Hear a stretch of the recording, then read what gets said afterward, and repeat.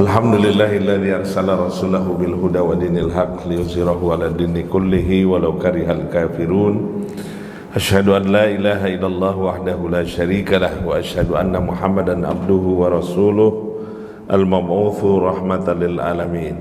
Salatan wa salaman daimain mutalazimain ala hadan nabil karim wa rasulil azim dzil qalbir rahim sayyidina wa maulana Muhammadin wa ala alihi wa sahbihi ajma'in.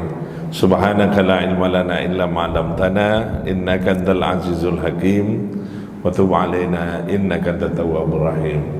Raditu billahi rabba wa bil islami dina wa bi Muhammadin nabiyya wa rasula.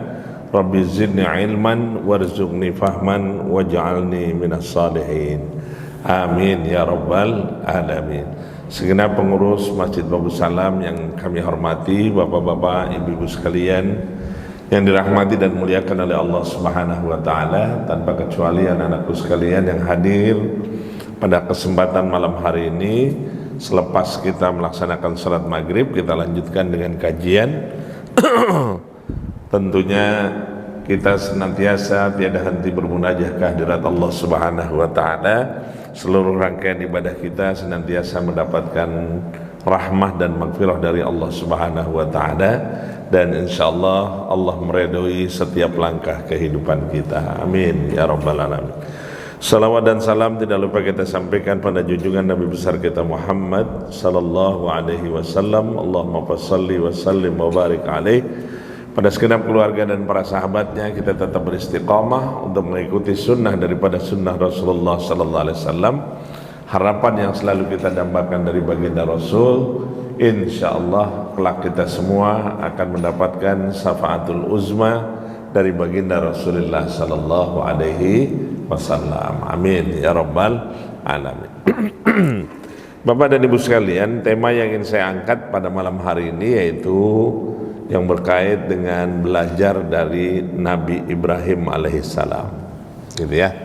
Jadi sebenarnya ini momentumnya untuk menyongsong, gitu ya, aktivitas kegiatan kita yang insya Allah pada tanggal 27-an, gitu ya, akhir di bulan Mei ini kita akan menyongsong salah satu perintah dari Allah Subhanahu wa taala yang disebut dengan Idul Qurban.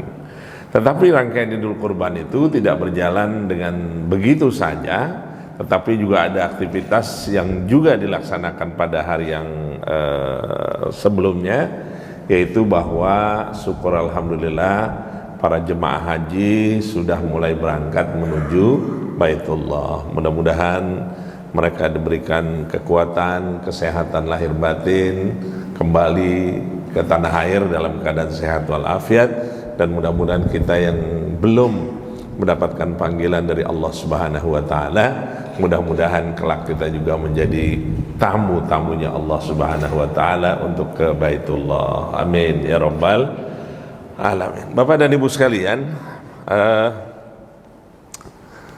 saya masuk ke pendahuluan saja. Nanti saya dari pendahuluan itu akan saya ringkas sekecil mungkin, gitu ya, tahapan-tahapan yang kita akan bahas ini. Yaitu yang pertama, bahwa kita tahu bahwa Nabi Ibrahim itu adalah sosok peletak ketauhidan yang pertama, gitu ya. Kemudian yang kedua, bahwa Nabi Ibrahim mengajarkan ketauhidan yang kokoh, ketaatan mutlak hanya kepada Allah Subhanahu wa taala. Kemudian keberanian mencari kebenaran dan keikhlasan melepas hal tercinta.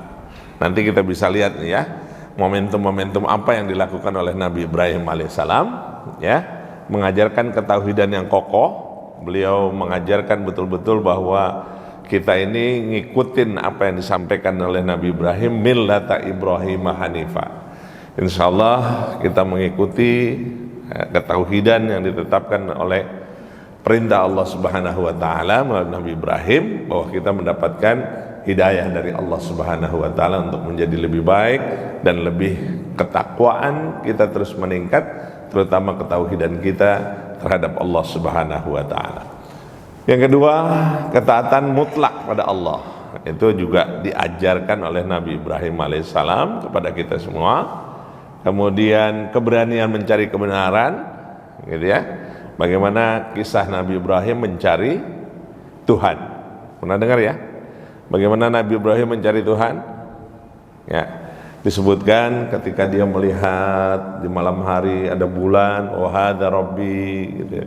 Ternyata bulan itu hilang, bintang juga demikian, kemudian matahari, semua yang besar-besar pada saat itu tidak mempunyai kekuatan apapun, sampai akhirnya dia menemukan bahwa hanya Allah Subhanahu wa Ta'ala yang patut disembah, tiada yang lainnya. Maka di momentum terakhir, teladan utama beliau mencakup kesabaran dalam ujian, berpikir kritis tadi pada saat beliau mencari Tuhan, kemudian serta kerendahan hati dalam berdakwah kepada ayahnya. Kita maklum, kita paham betul bahwa bapaknya Nabi Ibrahim itu adalah siapa? Iya, tokoh apa dia? Pembuat patung berhala yang paling luar biasa dan sangat disukai oleh Raja Namrud. Nanti dikupas. Inti ajarannya adalah penyerahan diri total hanya kepada Allah Subhanahu wa Ta'ala. Jadi inti utamanya adalah bagaimana penyerahan diri Nabi Ibrahim alaihissalam hanya semata-mata berharap ridho Allah Subhanahu wa Ta'ala. Poin pentingnya, kalau kita lihat poin pentingnya aja nih, nanti dari yang 6 ini saya press kembali gitu ya, dari 6-nya ini.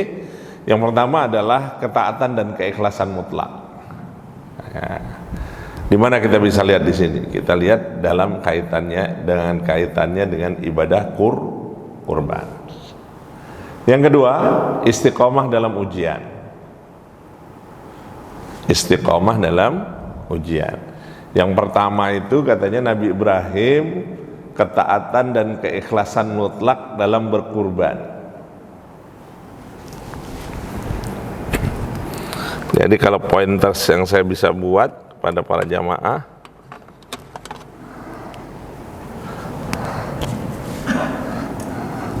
yang pertama adalah ketaatan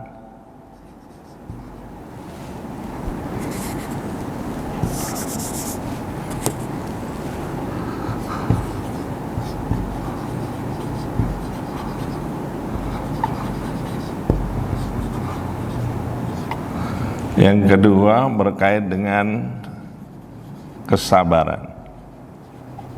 Yang ketiga berkait dengan kedermawanan.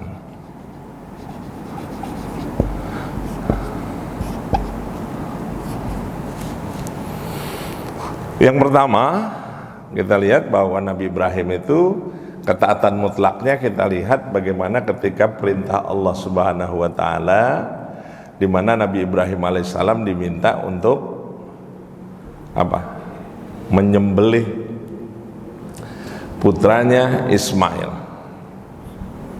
Dan ini tertuang dalam surah apa? As-Saffat.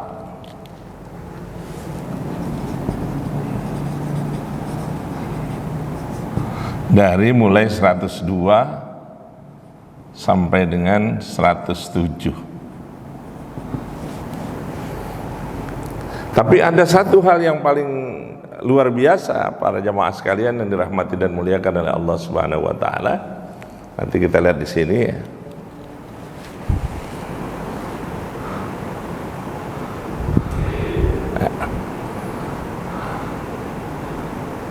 Nah, ada satu doa yang doa ini senantiasa kita panjatkan kepada Allah Subhanahu wa Ta'ala. Apa doanya? Rabbi habli minas salihin. Rabbi habli minas salihin. Ya, ini sebelumnya Nabi Ibrahim alaihissalam senantiasa berdoa kepada Allah Subhanahu wa Ta'ala. Ya, senantiasa berdoa kepada Allah Subhanahu wa Ta'ala, dan doa ini adalah doa pengikat buat kita semua agar kita selalu berdoa kehadirat Allah Subhanahu wa Ta'ala dengan situasi dan kondisi zaman hari ini. Betul ya? Kondisi zaman hari ini bagaimana kira-kira? Menakutkan atau tidak menakutkan?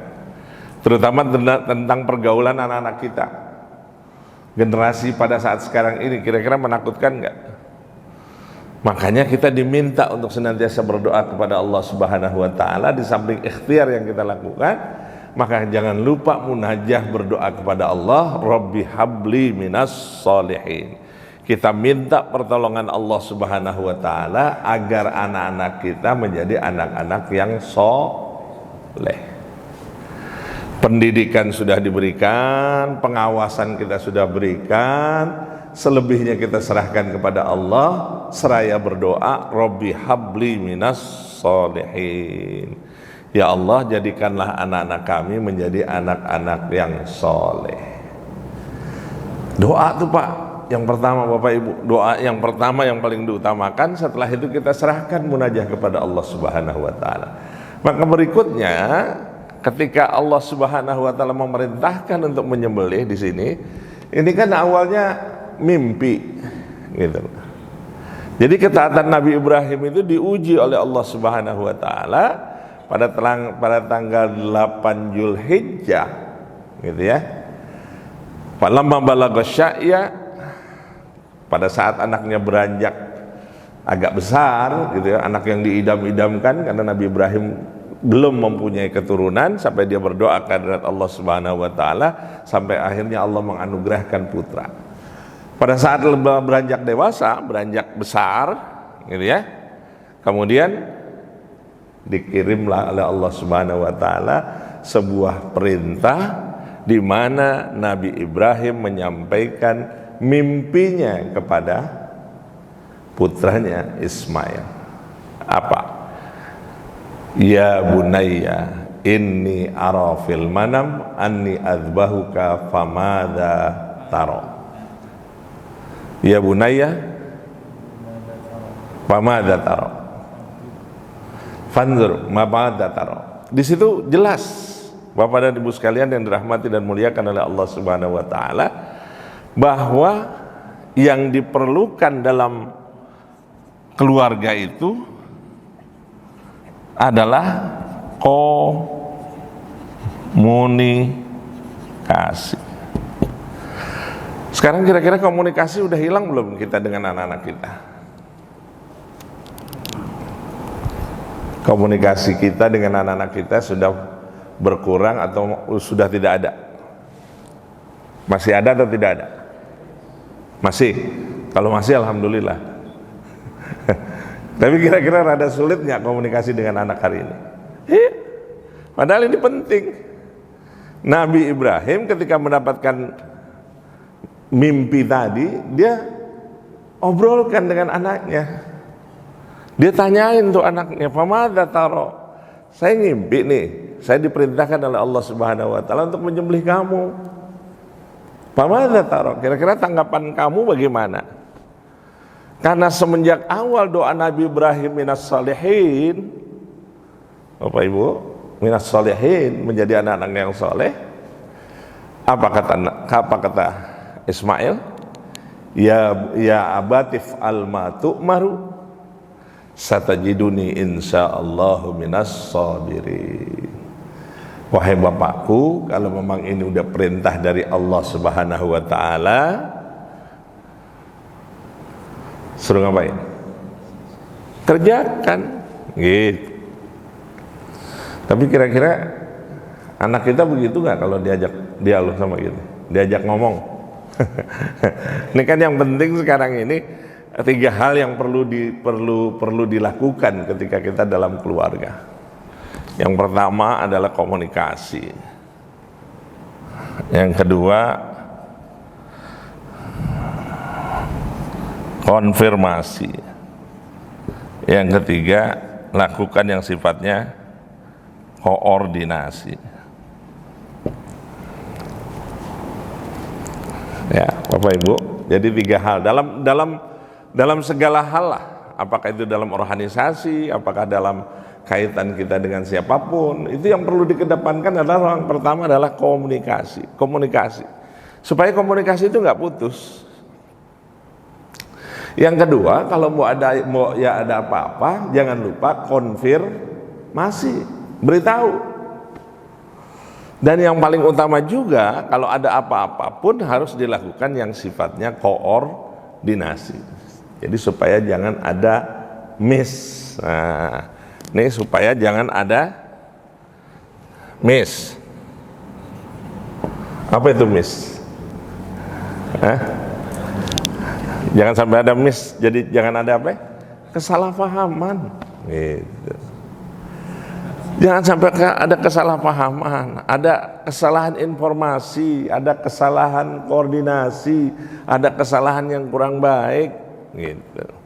Tapi kalau seandainya sesuatu itu sudah dibicarakan dengan baik, sudah dilakukan komunikasi dengan baik, sudah dikonfirmasikan dengan baik, sudah dikoordinasikan dengan baik, kalau memang masih terjadi kesalahan, semuanya kita serahkan ke hadirat Allah Subhanahu wa ta'ala. Tetapi ikhtiar kita sudah ada. Bapak dan Ibu sekalian yang dirahmati dan muliakan oleh Allah Subhanahu wa ta'ala, sampailah ke hari ke-9, kemudian baru ada eksekusi di situ di 10 Zulhijjah. Tetapi yang perlu diperhatikan secara seksama, di situ ada aktivitas setan yang masih terus mengganggu baik kepada Nabi Ibrahim alaihissalam, baik kepada putranya maupun kepada istrinya.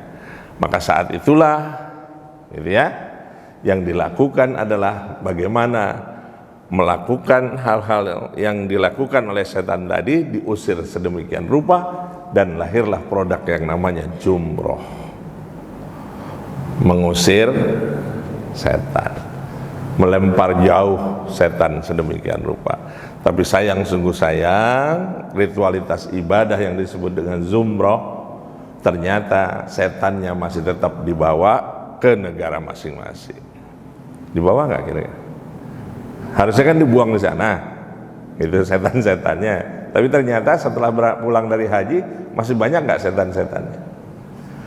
Itu sebenarnya yang menjadi kuncinya, inti daripada rangkaian ibadah yang diinginkan oleh Allah Subhanahu wa ta'ala adalah aktivitas yang memberikan makna besar di dalam kehidupan kita. Dan ini ditunjukkan oleh Nabi Ibrahim alaihissalam, bahwa perintah Allah Subhanahu wa ta'ala, apapun sudah menjadi ketentuan Allah, dia cuma mengatakan satu hal penting di dalam kehidupannya, sebagaimana di penghujung akhir surah Al-Baqarah dikatakan sami'na wa ata'na. Jadi kalau memang itu sudah menjadi ketentuan Allah, kita cuma mengatakan kami dengar dan kami taat. Sampai hari ini masih bergulir. Pada tanggal 10 Zulhijjah dilaksanakanlah aktivitas yang disebut dengan Idul Kurban. Bapak dan Ibu sekalian yang dirahmati dan muliakan oleh Allah Subhanahu wa ta'ala, ayat yang lebih populer barangkali ketika kita sampai kepada Idul Kurban adalah ayat yang singkat dan padat, yaitu surah Al-Kautsar. Apa bunyinya? Inna a'toina kal kautsar. Sesungguhnya kami telah memberikan nikmat yang sedemikian banyak untukmu. Inna a'toina kal kautsar. Fasalli. Kita disuruh ibadah kepada Allah Subhanahu wa ta'ala. Tunjukkan ketaatan kita dengan ibadah. Dilanjutkan dengan wanhar, yaitu berkurban. Bapak dan Ibu sekalian yang dirahmati dan muliakan oleh Allah Subhanahu wa ta'ala, maka ketika kita bicara tentang berkurban, gitu ya, inilah salah satu aktivitas yang menunjukkan kesungguhan kita atas perintah Allah Subhanahu wa ta'ala, di mana refleksi ibadah kurban itu diawali dengan Nabi Ibrahim alaihissalam. Maka kita juga diperintahkan oleh Allah Subhanahu wa ta'ala untuk berkurban. Tapi ingat, dalam berkurban itu yang diharapkan dari proses kurban itu adalah ketaatan dan ketakwaan. Jadi yang pertama, taat terhadap perintah Allah Subhanahu wa taala, yang kedua adalah ketakwaan. Kenapa di ujungnya berkait dengan ketakwaan? Karena di dalam ayat Al-Qur'an ditegaskan la yanalullaha luhumuha wala dima'uha walakin yanaluhu taqwa minkum. Ketika kita melaksanakan ibadah kurban, tidak akan sampai kepada Allah Subhanahu wa taala luhumuha, darahnya, wala dima'uha, maupun darahnya, maupun dagingnya nggak bakalan sampai, darahnya pun tidak bakalan sampai, kecuali yang sampai adalah ketakwaan kita atas perintah dari Allah Subhanahu wa ta'ala.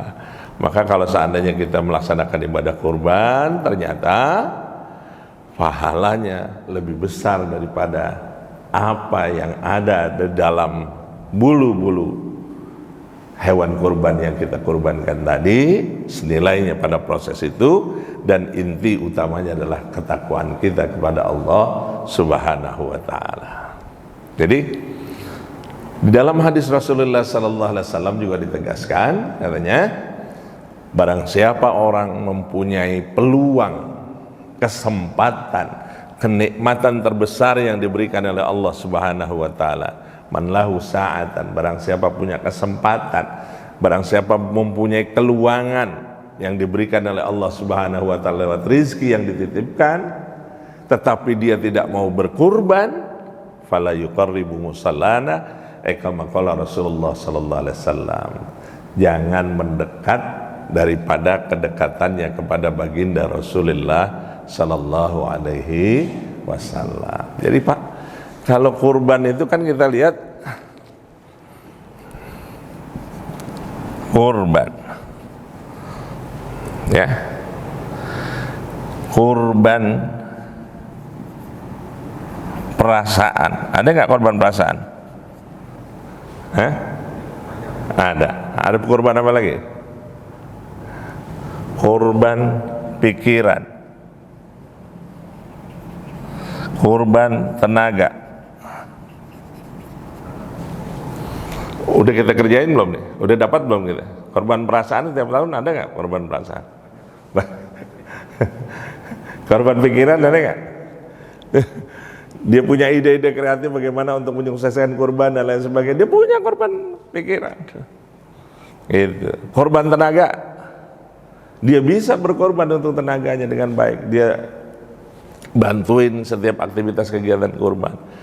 Tapi yang terbaik adalah insya Allah dalam seumur hidupnya dia juga berpartisipasi melalui hewan kurban.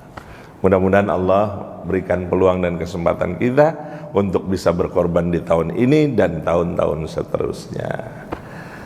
Kira-kira masih ada peluang nggak sih Pak? Masih ya? Masih 27 hari. Munajah sama Allah Subhanahu wa taala, minta ketuk pintu langit, ya Allah saya ingin berkurban ya Allah. Berikan limpahan rizkimu ya Allah. Kita nggak pernah tahu rizki dari mana Allah berikan kepada kita. Yang pokok kuatkan ketaatan kita, kuatkan munajah kita kepada Allah. Insya Allah kita juga bisa berkurban. Amin ya Rabbal alamin. Kalau semangatnya seperti demikian Pak, insya Allah setiap orang pun punya kesempatan untuk berkurban.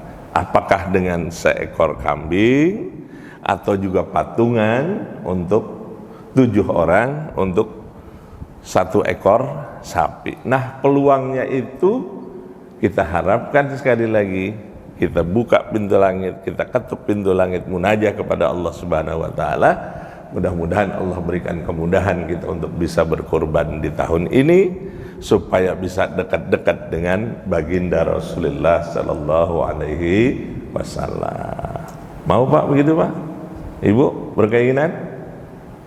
Munajah, senantiasa munajah berharap kepada Allah Subhanahu wa taala, dan insya Allah keberkahan ibadah kurban itu sebagaimana surah Al-Kautsar tadi, inna a'thainakal kautsar fasholli lirabbika wanhar.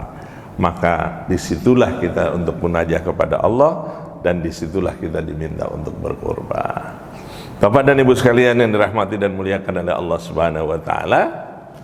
Yang kedua, yang pertama adalah ketaatan mutlak. Tapi ketaatan mutlak itu intinya adalah ini yang harus kita munajahkan kehadirat Allah Subhanahu wa taala. Kita munajah terus berdoa kehadirat Allah Subhanahu wa taala agar anak-anak kita dijadikan anak yang soleh dan solehah. Yang kedua, kesabaran. Kira-kira Nabi Ibrahim termasuk orang yang sabar, kurang sabar apa tidak sabar? Sabar, Pak. Luar biasa. Kesabaran beliau sangat luar biasa sekali. Bahkan setelah beliau berharap untuk mendapatkan putra, sudah diberikan putranya, tapi setelah putranya hadir, ditinggal di padang tandus. Betul ya? Ditinggal ke padang tandus sedemikian rupa, disitulah diuji oleh Allah Subhanahu wa taala, dan ternyata Nabi Ibrahim tetap sabar dengan ujian yang diberikan oleh Allah Subhanahu wa taala. Maka disitulah terjadi proses yang sedemikian rupa ketika mau mencari air dari Safa dan Marwah, lari sedemikian rupa untuk mendapatkan air. Disitulah Allah memberikan keberkahan rezeki yang diberikan oleh Allah Subhanahu wa taala. Jadi ujian ternyata Nabi Ibrahim juga lulus sebagai orang-orang yang sabar. Yang terakhir, Bapak dan Ibu sekalian yang dirahmati dan muliakan oleh Allah Subhanahu wa taala, adalah yang disebut dengan kedermawanan. Nabi Ibrahim termasuk orang yang paling dermawan. Maka Nabi Ibrahim dijuluki oleh, mendapatkan julukan yang disebut dengan Khalilullah. Pernah dengar? Bapak Ibu, pernah dengar Nabi Ibrahim mendapat julukan Khalilullah? Apa Khalilullah? Apa Khalilullah? Kekasih Allah. Di antara julukan yang diberikan Nabi Ibrahim, diberikan julukan sebagai Khalilullah, kekasih Allah Subhanahu wa taala, apa diantaranya? Bahwa Nabi Ibrahim mencari teman, mencari orang untuk diajak makan. Ya, ini langka, Pak. Jadi Nabi Ibrahim itu kalau mau makan itu dicari orang, gitu ya, untuk diajak makan. Sekian mil di jalan, gitu ya, hanya semata-mata untuk ngajak orang nemenin makan. Bukan nemenin makan lantas nemenin doang, bukan. Maksudnya diajak makan bareng. Siapa ini? Nabi Ibrahim alaihis salam. Kira-kira langka nggak orang model kayak begini saat sekarang ini?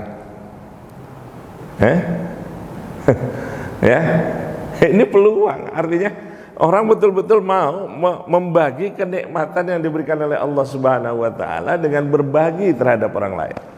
Jadi berbagi, ternyata Nabi Ibrahim alaihissalam telah mencontohkan untuk berbagi makan terhadap orang lain sehingga juga bisa menyenangkan orang lain. Maka bagi kita yang diberikan kesempatan oleh Allah Subhanahu wa taala dengan peluang lebih, insya Allah kita juga bisa mau dan bisa untuk mengajak orang lain makan sesuai dengan apa yang telah dilakukan oleh Nabi Ibrahim alaihissalam. Kalau memang kita diberikan kelebihan rizki oleh Allah Subhanahu wa taala.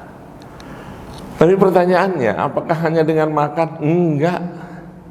Ternyata bisa juga aktivitas ibadah yang bernilai pada prosesi yang sama dengan menghadirkan kebaikan kepada orang lain.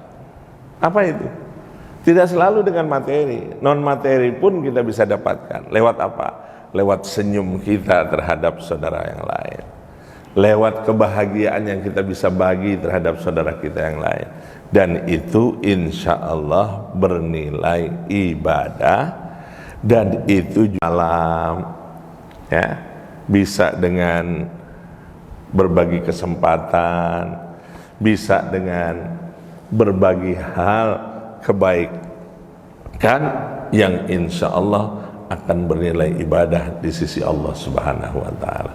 Jadi Bapak dan Ibu sekalian yang dirahmati dan muliakan oleh Allah Subhanahu wa Ta'ala, bahwa apa yang dilakukan oleh Nabi Ibrahim alaihissalam, ketika kita ingin belajar dari Nabi Ibrahim alaihissalam, banyak hal yang kita bisa dapatkan dari nilai-nilai pembelajaran Nabi Ibrahim alaihissalam. Tapi inti utamanya adalah dari hal ini yang ingin diajukan kepada kebaikan adalah ketaatan, dan yang kedua adalah ketakwaan. Ketaatan mutlak bagi wujud daripada ketaatan Nabi Ibrahim alaihissalam. Yang kedua, daripada ketakwaan ditunjukkan Nabi Ibrahim alaihissalam, bahwa ketakwaan yang semata-mata ditentukan pada kebaikan yang bisa dilakukan oleh diri kita masing-masing. Oleh karenanya, para jamaah sekalian yang dirahmati dan muliakan oleh Allah Subhanahu wa Ta'ala, kesempatan untuk meraih kebaikan ternyata tidak hanya ditunjukkan dengan pengorbanan semata-mata dalam diri kita, tapi lebih ditunjukkan kepada sikap dan perilaku kita untuk meningkatkan ketakwaan kita dan ketaatan kita kepada Allah Subhanahu wa Ta'ala.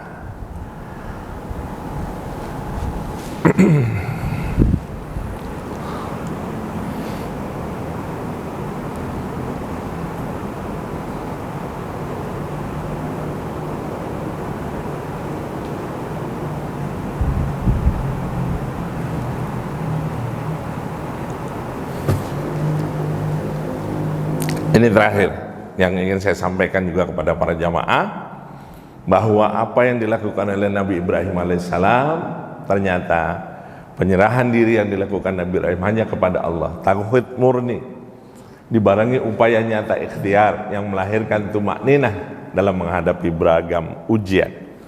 Jadi ketika Nabi Ibrahim mendapatkan ujian dari Allah Subhanahu wa Ta'ala, apa yang dia lakukan? Yang pertama, semuanya dikembalikan kepada Allah Subhanahu wa Ta'ala. Yang kedua, jangan lupa ikhtiar tetap dilakukan. Yang ketiga, ketika melahirkan dari ikhtiar yang dia lakukan tersebut, maka disitulah akan terjadi proses tumakninah yang disebut dengan ketenangan diri, kepasrahan diri, karena semuanya diserahkan hanya kepada Allah Subhanahu wa Ta'ala. Ini penting dalam kehidupan kita, karena sekali lagi hanya kepasrahan diri, tetapi sebelumnya harus ada ikhtiar yang kita lakukan. Insya Allah dengan kepasrahan diri, dengan ketaatan kita kepada Allah Subhanahu wa Ta'ala, dengan ikhtiar yang nyata kita berikan, kemudian ada ketenangan, insya Allah itu akan semua mengantarkan kepada kebaikan kita di sisi Allah Subhanahu wa Ta'ala. Artinya apa para jamaah? Ternyata tawakal, beliau menegaskan bahwa tawakal bukan pasrah tanpa ikhtiar. Saya kasih agak ditebalkan. Jadi bahwa tawakal bukan pasrah tanpa ikhtiar, melainkan tindakan aktif dengan senantiasa berharap pertolongan Allah yang hakiki. Ya Pak ya, jadi dia nggak pasrah, tapi tetap ada ikhtiar, tapi tetap berharap terhadap pertolongan Allah Subhanahu wa Ta'ala. Bapak bisa lihat seperti saat dibakar, perintah Allah, perintah pada saat dibakar. Bagaimana Nabi Ibrahim dibakar oleh Raja Namrud, sampai akhirnya Allah tegaskan kepada api, kuni bardan wassalaman ala Ibrahim. Ternyata Allah memberikan pertolongan, gitu ya. Jadi ikhtiarnya dia berserah diri kepada Allah Subhanahu wa Ta'ala, ikhtiarnya sudah dilakukan, ya, dengan penyembahan berhala daripada Raja Namrud yang juga diinisiasi oleh ayahnya, gitu ya. Sampai akhirnya ikhtiar itu sudah dilakukan oleh Nabi Ibrahim alaihissalam, sampai akhirnya Raja Namrud memutuskan untuk dibakar. Tapi ternyata pertolongan Allah Subhanahu wa taala diberikan kepada Nabi Ibrahim lewat ayat suci Al-Quran yang menegaskan kuni bardan wassalaman ala Ibrahim. Wahai api, kuni bardan wassalaman ala Ibrahim. Wahai api, ya, memberikan keteduhan. Wahai api, diberikanlah panas, gitu ya, keteduhan oleh Allah Subhanahu wa taala diberikan kepada Nabi Ibrahim, wassalaman, dan memberikan keselamatan kepada Nabi Ibrahim alaihissalam. Apa yang dilakukan oleh Nabi Ibrahim tadi, maka sesungguhnya itu adalah tawakal kepada Allah Subhanahu wa taala. Ikhtiarnya sudah dilakukan, semuanya diserahkan kepada Allah Subhanahu wa taala. Termasuk di dalamnya adalah perintah untuk menyembelih putranya Ismail dan meninggalkan keluarganya di lembah tandus. Itu juga bagian daripada proses ujian yang diberikan oleh Allah Subhanahu wa taala, dan ternyata Nabi Ibrahim lulus berkait dengan segala hal yang menjadi ujian Allah Subhanahu wa taala. Tapi inti utamanya adalah bagaimana beliau melakukan tawakal semata-mata kepada Allah Subhanahu wa taala, berserah diri kepada Allah Subhanahu wa taala, tapi berserah dirinya lewat ikhtiar, dan ikhtiar yang dilakukan kemudian dilakukan hanya semata-mata berharap pertolongan Allah Subhanahu wa taala. Makanya kalau kita perhatikan secara seksama dalam surah Al-Fatihah kita baca selalu apa? Kita baca iyyaka na'budu wa iyyaka nasta'in. Hanya kepadamu lah ya Allah aku bersembah. Iyyaka na'budu wa iyyaka nasta'in, dan hanya kepadamu lah ya Allah aku berserah diri, berharap ampunan, berharap pertolongan dari Allah Subhanahu wa taala. Jadi apa? Dia tetap bertawakal kepada Allah Subhanahu wa taala dengan melakukan aktivitas ibadah kepada Allah Subhanahu wa taala. Dengan ikhtiar yang dia lakukan tadi, kemudian dia munajah kepada Allah Subhanahu wa taala untuk mendapatkan pertolongan dari Allah Subhanahu wa taala. Artinya segala apapun aktivitas yang kita lakukan, para jamaah sekalian, tentunya ikhtiar kita tetap harus dikedepankan, dan keserah diri kita kepada Allah Subhanahu wa taala menjadi bagian daripada proses tumakninah kita, ketenangan batin kita, karena semuanya kita pasrahkan ke hadirat Allah Subhanahu wa taala. Termasuk kegelisahan-kegelisahan kita hari ini, tetap kita lakukan ikhtiar dengan baik, tapi jangan lupa berserah diri kepada Allah Subhanahu wa taala. Semuanya kita serahkan kepada Allah Subhanahu wa taala seperti apa yang dilakukan oleh Nabi Ibrahim. Mudah-mudahan ini menjadi contoh terbaik dalam kehidupan kita. Semuanya kita serahkan kepada Allah Subhanahu wa taala. Wallahu a'lam bissawab.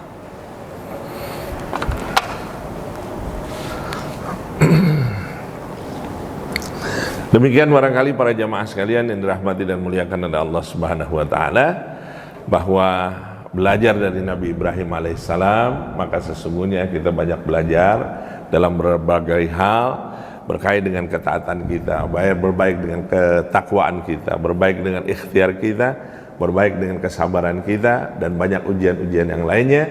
Insyaallah lewat kepasrahan diri kita kepada Allah dan tawakal diri kita kepada Allah Subhanahu wa taala, insyaallah menjadikan kita menjadi hamba-hamba yang tahu bersyukur, hamba-hamba yang senantiasa berharap hanya semata-mata kepada Allah Subhanahu wa taala, dan mudah-mudahan Allah senantiasa mengijabah doa-doa kita dan memberikan taufik dan hidayah kepada kita, dan Allah mudahkan kita pada tahun ini juga bisa untuk berkurban. Rabbana zalamna anfusana wa illam taghfir lana wa tarhamna lanakunanna minal khasirin. Salimna ya Allah min afati dunya wa azabil akhirah. Rabbana atina fid dunya hasanah wa fil akhirati hasanah wa qina adzabannar. Walhamdulillahi rabbil alamin. Yang baik hanya dari Allah, yang buruk saya mohon ampun kepada Allah Subhanahu wa taala. Kita tutup dengan kafaratul majlis. Subhanakallahumma bihamdika asyhadu an la ilaha illa anta astaghfiruka wa atubu ilaik. Wassalamualaikum warahmatullahi wabarakatuh.